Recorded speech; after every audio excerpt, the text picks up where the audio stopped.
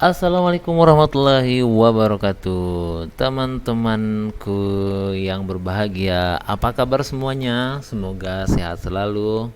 Mudah-mudahan kita ini dimudahkan oleh Allah SWT untuk beribadah, kegiatan, mencari nafkah, dan semua-semuanya. Amin ya rabbal alamin. Hmm, Ngomong-ngomong tema kita pada kali ini, saya mau bicara sesuatu yang penting buat yang membutuhkan dan penting juga buat yang mau tahu. Apa tema kali ini? Tema kali ini adalah ini.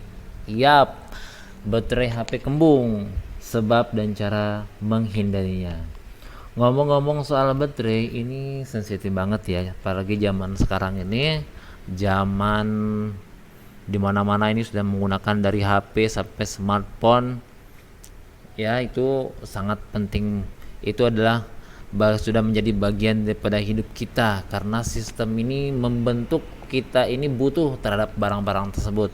Nah, ngomong-ngomong soal baterai, kadang-kadang sih tidak selalu juga kita menemui, tapi janganlah sampai kita yang mengalami baterai kembung, teman-teman.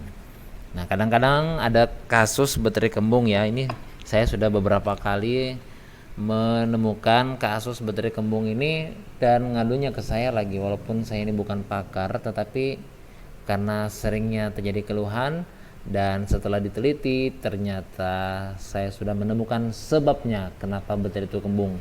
Oke, teman-teman. Baiklah, kita langsung to the point. Singkat cerita, sebab daripada baterai kembung itu baik itu HP biasa maupun HP smartphone ataupun ya pokoknya sekitar HP lah, itu penyebabnya satu, kelebihan ngecas. Bagaimana bisa?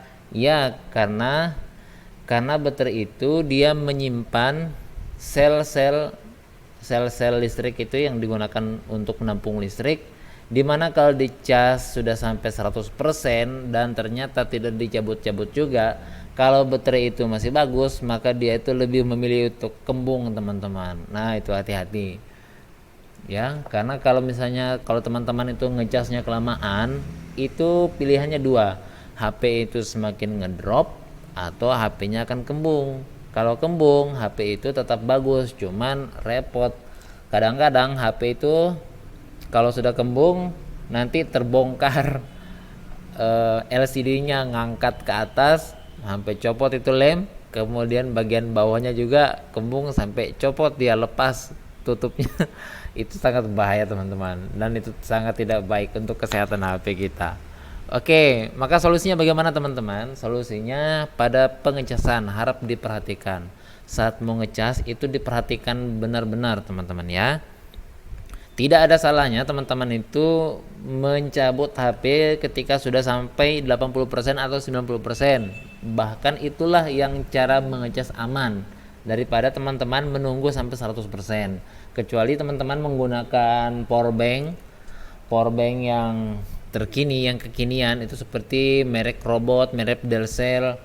Yang saya tahu merek Delcel itu powerbank Delcel itu, tapi yang tipe Delcel, merek Delcel tipe Mars Epo, kemudian merek Note, nah itu bagus. Maksudnya Delcel tipe Note ya, Note, Note, Mars Epo, nah itu bagus dia, karena dia begitu kita ngecas sampai 100% itu powerbanknya itu akan mati dayanya secara otomatis. Bagaimana dengan pengecasan biasa? Nah, saat kita ngecas biasa itu harus diperhatikan dengan baik. Kalau baterainya masih 50% udah pakai aja. Kemudian kalau HP-nya baterainya masih 40%, 30%, kira-kira kalau mau dibutuhkan untuk suatu yang penting nanti misalnya meeting nggak bisa kita ngecas lagi tuh, apalagi kalau nggak punya powerbank, atau misalnya kita mau perjalanan, ya sudah dicas memang ya. Nanti nggak usah sampai tunggu 100%. 90% pun sudah cabut lah, atau 95% cabut. Karena kalau sampai 100% itu sebenarnya tidak aman ya. Dia kekuatan baterai itu akan menurun. Karena ada hitung-hitungannya yang saya juga belum mengerti itu, teman-teman ya. Jadi cabutnya saat ngecas itu 80 sampai 90%. Dan yang harus dihindari adalah teman-teman itu kalau mau isya atau misalnya menjelang tidur, ini baru dicas kemudian nanti subuh baru bangun dicabut, itu tolong dihindari teman-teman, itu sangat berbahaya bagi kesehatan baterai HP kita. Oke, semoga bermanfaat ini ya. Oh ya, ini cara pengecasan ini berlaku juga untuk laptop teman-teman ya. Laptop itu kalau misalnya seperti saya ini, saya menggunakan 48%, udah pakai aja, ini masih ini panjang, nanti sampai ada peringatan kling, ada peringatan dia alarmnya low bat gitu. Nah silakan baru kita pasang, baru dicas, disambungkan ke daya, dan nanti kalau sudah sampai 80 atau 90% udah cabut aja, seperti itu. Ini cara merawat baterai. Ingat, kita ini hidup di zaman yang banyak pengeluaran sana sini, mulai dari air sampai membangun rumah itu pengeluaran semua, jadi jangan dilalaikan soal baterai. Oh ya, soal keamanan juga ini tidak aman ya kalau baterai itu kembung. Itu syukur-syukur kalau kembung, kalau sampai meledak itu yang bahaya. Kita hindari hal-hal yang dapat mencelakakan kita ya.